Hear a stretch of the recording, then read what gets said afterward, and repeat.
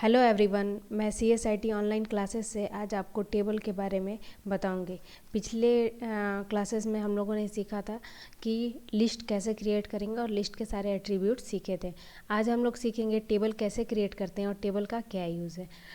Table जैसा कि आप नॉर्मल टेबल देखे होंगे, जब हम लोग कॉपी पे रो और कॉलम के कलेक्शन से डिज़ाइन करते हैं तो उसे हम लोग टेबल कहते हैं। टेबल का आप एक नॉर्मली या जो हम लोग डेली लाइफ में यूज़ करते हैं उसके अकॉर्डिंग उसका डिफिनेशन दे सकते हैं। टेबल जो होता है collection of row and column होता है, या कलेक्शन ऑफ टपल्स होता है। टपल्स को कलेक्शन ऑफ रो बोला जाता है। और टेबल जो होता है वो HTML एलिमेंट से मिल के बना होता है। इसमें TR, TS और TD, इसके अलावा भी बहुत सारे टैग होते हैं, लेकिन ये बेसिक टैग्स हैं जिसके थ्रू हम लोग टेबल क्रिएट करेंगे। ओके, तो अभी हम लोग नोटपैड पे चलते हैं। यहाँ से हम लोग नोटपैड ओपन कर लेते हैं।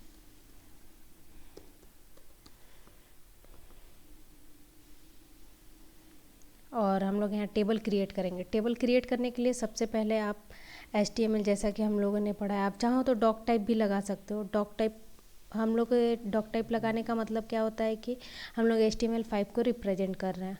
और नॉर्मल ऐसे लिखते हो तो हम लोग नॉर्मल HTML के वर्जन को स्टार्टिंग जो हम लोग बेसिक उसके सिंटेक्स थे उसके अकॉर्डिंग कर रहे हैं। ठीक है, यहाँ पे हम लोग हेड टैग ओपन करते हैं। हेड लिखा, हेड के बाद हेड को क्लोज़ किया। क्लोज करने के बाद यहाँ टाइटल लिखा, टाइटल को क्लोज किया।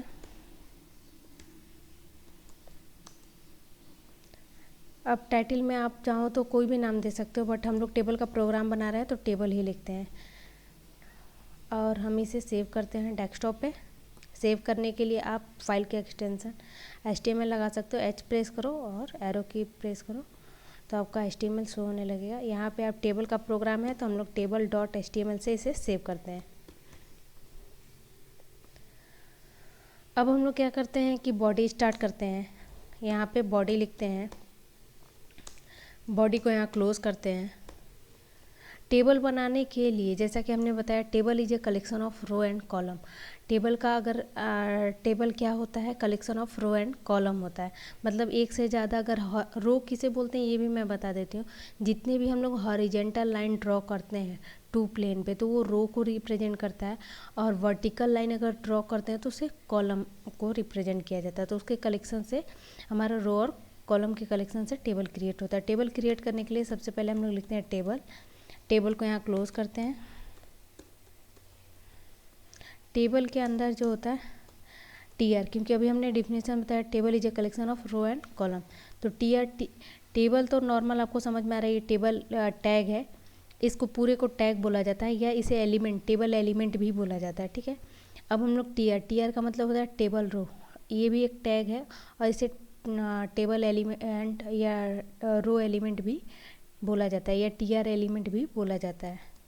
यहाँ पे हम लोग TR को क्लोज कर लिए। TR जो होता है ये रिप्रेजेंट करता है कि रो हमारा क्रिएट हो रहा है। अभी आप अगर सेव करके हम रन करके आपको दिखाते हैं, जैसे आपका डाउट क्लियर होता जाए।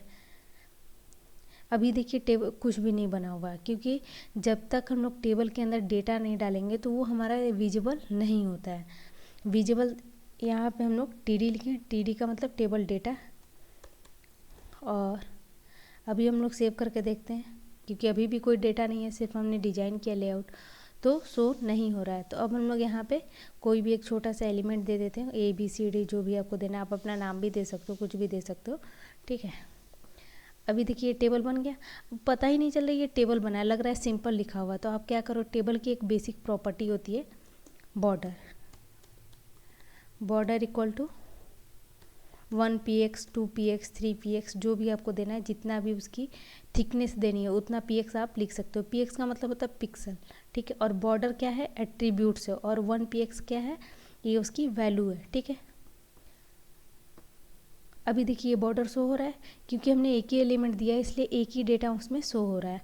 अभी हम चाहते हैं कि इससे ज़्यादा डेटा चाहिए,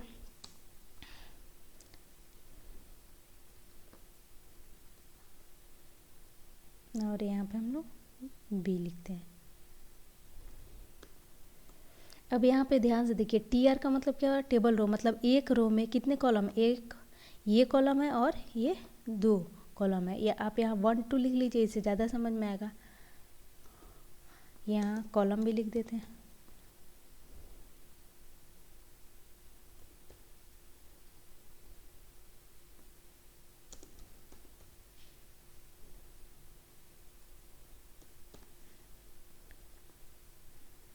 रो कितना है? 1। कैसे पता चला रो 1 है? आप देखिए ये हॉरिजेंटल लाइन कितनी है? 1 है, और ये वर्टिकल लाइन कितनी है? 2 है। 1 और ये 2, तो 1 रो 2 कॉलम है। कभी कभी क्या होता है कि आपके एग्जाम में ये पूछेगा, ये डायग्राम बना देगा और पूछेगा इसमें कितना रो और कॉलम है, तो ये 1 रो हुआ और ये 1 कॉलम हुआ। ठीक है, इसके नोट्स के लिए आप epathshala.in पे जाके चेक कर सकते। ई पाठाशाला, ठीक है, .in पे, जिस पे स्लाइड पे इसका लिंक भी शेयर है, वहाँ पे जाके इसके लिए विजिट कर सकते हैं। और वहाँ पे आप जाके इसका टेस्ट सीरीज़ भी ज्वाइन कर सकते हैं। टेस्ट सीरीज़ मतलब एग्ज़ाम में जितने क्वेश्चन पूछे जाते हैं उसके नोट्स के बारे में, और उसका जितना भी सब्जेक्ट कोर्स कंटेंट है, मतलब बुक का जितना भी नोट्स है वो भी वहाँ पे है, पहले से रखा हुआ है। ठीक है,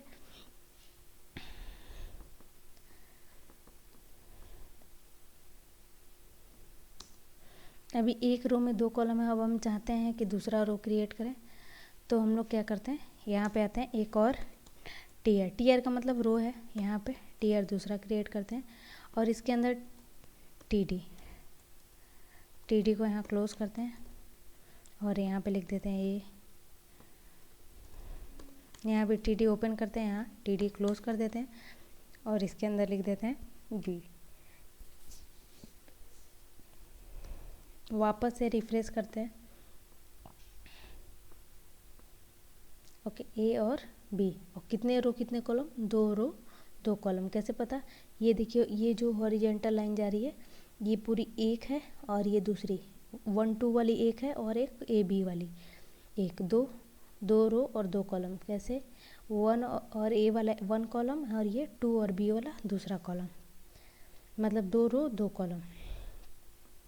अब इसी तरीके से हम चाहते हैं, अब हम ऐसा कुछ चाहते हैं कि ये जो टेबल है ये सेंटर में आ जाए या राइट में चला जाए, तो आप क्या कीजिए, यहीं पे टेबल की भी सेम वो डिफ़ॉल्ट प्रॉपर्टी आती है अलाइन, जो पहले भी आप पढ़ चुके हैं। तो यहाँ पे आप अलाइन राइट लिख दीजिए।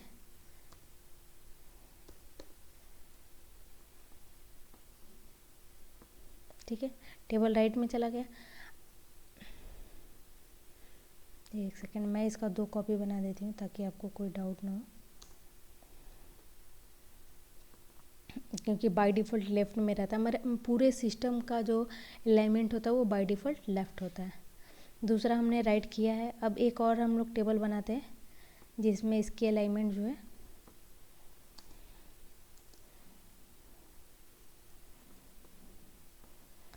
सेंटर।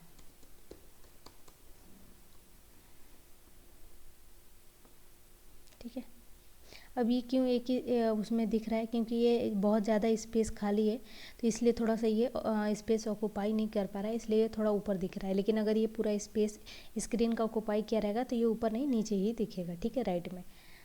ये आपका बेसिक टेबल हुआ। अब हम ऐसा भी तो चाहते हैं, आप देखे होगे एडमिट कार्ड वर्ड में क्या होता है, इधर लिखा रहता है यूज़र नेम, और इधर क्या लिखा रहता है, आपका नाम लिखा रहता है लाइट में, और इधर क्या बोल्ड में लिखा रहता है। तो ऐसा कुछ चाहते हैं, ये आपके बेसिक टेबल हो गए। ठीक है, अगर ऐसा कुछ चाहते हैं तो क्या करेंगे, अब हम ये नीचे वाला इरेज करते हैं। ये आपका एक प्रोग्राम हो गया, आप ध्यान से देख लो। ये बेसिक टेबल क्रिएट करने का प्रोग्राम बताया, जिसमें कुछ एट्रीब्यूट्स भी यूज़ किए हैं। ठीक, अब हम लोग एक दूसरा प्रोग्राम बनाते हैं जिसमें हम लोग क्या करेंगे कि लेफ़्ट कॉर्नर को हम लोग थोड़ा बोल्ड करेंगे, सेंटर में ये। अब यहाँ पे हम लोग लिखते हैं, अगर आप चाहते हो कि आपका जो भी कंटेंट हो वो सेंटर और बोल्ड में है, तो यहाँ पे TH होता है। TH का मतलब होता है टेबल हेडिंग। ठीक है, और यहाँ पे हम लोग लिखते हैं यूज़र नेम। ठीक है, और ये इसके बगल में ही TD है, तो यहाँ पे हम लोग लिखते हैं यूज़र नेम में जो भी स्टूडेंट का नाम हो, राम श्याम, जो भी आपको देना है। अब आप थोड़ा ध्यान से देखिए, यूज़र नेम जो है वो बहुत डार्क में है, और ये जो राम जो है वो लाइट में है। ठीक है, तो आप चाहो तो कोई भी सिंबल भी आप HTML में यूज़ कर सकते हो, क्योंकि ये एक मार्कअप लैंग्वेज है तो सिंबल को ले लेता है। अब हम चाहते हैं टेबल की जो विड्थ है वो थोड़ी चौड़ी हो, तो यहाँ पे आएंगे विड्थ इक्वल टू 30% में, पिक्सल में, दोनों में दे सकते हैं, तो हम 30% देते हैं। 30% मतलब स्क्रीन का जो ये स्क्रीन 100% है तो इसका 30%, ठीक है। ये यूज़र नेम हो गया, इधर नेम, ठीक है। लेकिन इसमें भी आप डिसाइड कर सकते हो कि कॉलम कितना चौड़ा रहा है और ये कितना रहा है। तो पहले बेसिक धीरे धीरे सीखते हैं। ये हो गया यूज़र नेम, ये नेम हमने लिख दिया। इसी तरीके से यहाँ पे कोर्स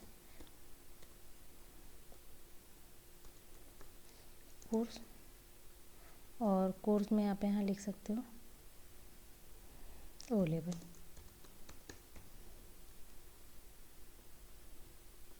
ठीक है। अब देखिए एक दोनों में अंतर दिखेगा। हमने अगर TH में इसको किया है यूज़र नेम को, तो ये क्या सेंटर में आ जा रहा है और बोल्ड हो जा रहा है, ठीक है। और TD में अगर कोई डेटा है तो वो लेफ्ट अलाइनमेंट में रहता है और बोल्ड नहीं रहता है, ठीक है। TH का मतलब क्या होता है, टेबल हेडर होता है, मतलब टेबल हेडिंग भी इसे बोल सकते हैं आप। मतलब इसमें जो भी आप लिखोगे थोड़ा बोल्ड हो जाता है, वैसे टेबल हेडर इसे बोला जाता है। और यहाँ पे भी हम लोग TH करते हैं।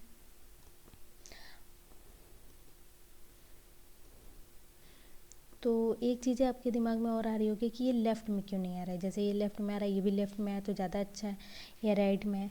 तो आप इसका भी अलाइनमेंट सेट कर सकते हैं। आप चाहें तो यहाँ पे बाय डिफ़ॉल्ट वो सेंटर में आ रहा है, क्योंकि हम लोग जो भी TH के अंदर लिखते हैं वो बाय डिफ़ॉल्ट सेंटर में आता है और बोल्ड आता है, ठीक है। अब हमें इसे राइट में करना है तो राइट कर सकते हैं, ठीक है। और इसे हमें लेफ़्ट में करना है तो लेफ़्ट भी कर सकते हैं।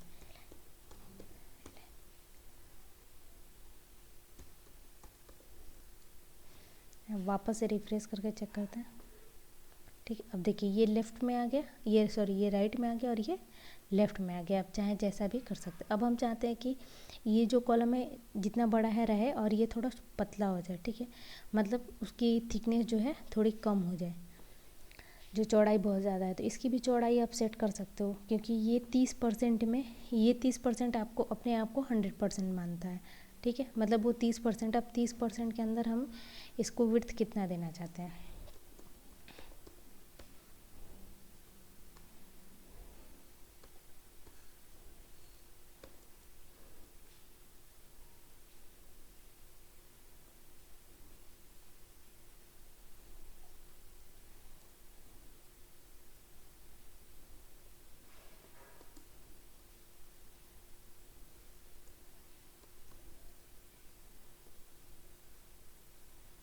अब एक चीज़ देखिए हमने क्या किया, हमने विड्थ में, क्योंकि ये 30% इस टेबल के लिए 30% है, लेकिन इस TR-TD के लिए 100% है, तो हमने क्या किया 30% विड्थ दे दिया हमने TH को और 70%, क्योंकि ये 100% हो गया जब इस TR-TH के लिए।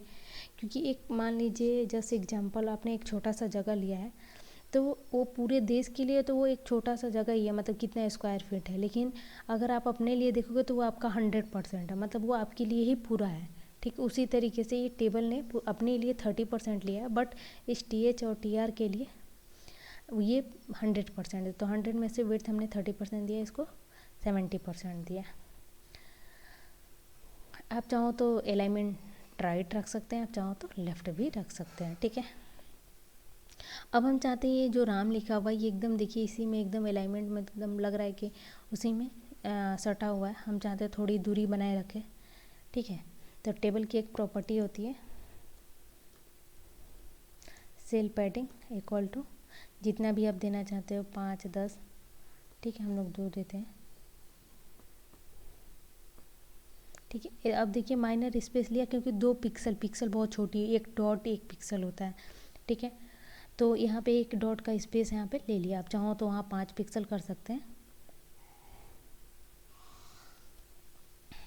थोड़ा समझ में ज़्यादा आएगा। 5 पिक्सल लेंगे तो सॉरी यहाँ पे 5 पिक्सल ले लेते हैं, वो पिक्सल में ही रहता है, आप 5 भी लिखोगे खाली या, ठीक है। अब ये 5 पिक्सल ले लिया। अब इसी तरीके से हम चाहते हैं कि ये जो कॉलम बना हुआ है इसमें भी स्पेस मतलब दूरी बनी रहे, तो उसके लिए होता है ये सेल पैडिंग हो गया। इसी तरीके से सेल स्पेसिंग होता है, ठीक है। सेल स्पेसिंग के लिए आप यहाँ भी 5 पिक्सल 10 पिक्सल जितना भी देना है, यहाँ 10 पिक्सल देते हैं ताकि दोनों में डिफरेंस समझ में आए, कहाँ कहाँ दूरी बन रहा है। ठीक है, अब देखिए यहाँ पे ध्यान से देखिए, ये सेल स्पेसिंग है। सेल स्पेसिंग क्या करता है, टेबल से और ये बॉक्स को सेल बोला जाता है, सेल के बीच में जो दूरी बनती है उसे सेल स्पेसिंग बोला जाता है। और कंटेंट मतलब ये रहा, कंटेंट और सेल के बीच में जो दूरी बनती है उसे सेल पैडिंग। पैडिंग हमेशा कंटेंट के अंदर से, कंटेंट से और सेल के बीच में बनती है, और स्पेसिंग हमेशा टेबल के बॉर्डर और सेल के बीच में बनती है। ओके, ये आपका बेसिक है। टेबल में अभी बहुत सारे प्रोग्राम बाकी हैं, तो इसके आगे हम लोग नेक्स्ट क्लास में देखेंगे, नेक्स्ट लेसन में देखेंगे। ठीक है, थैंक यू।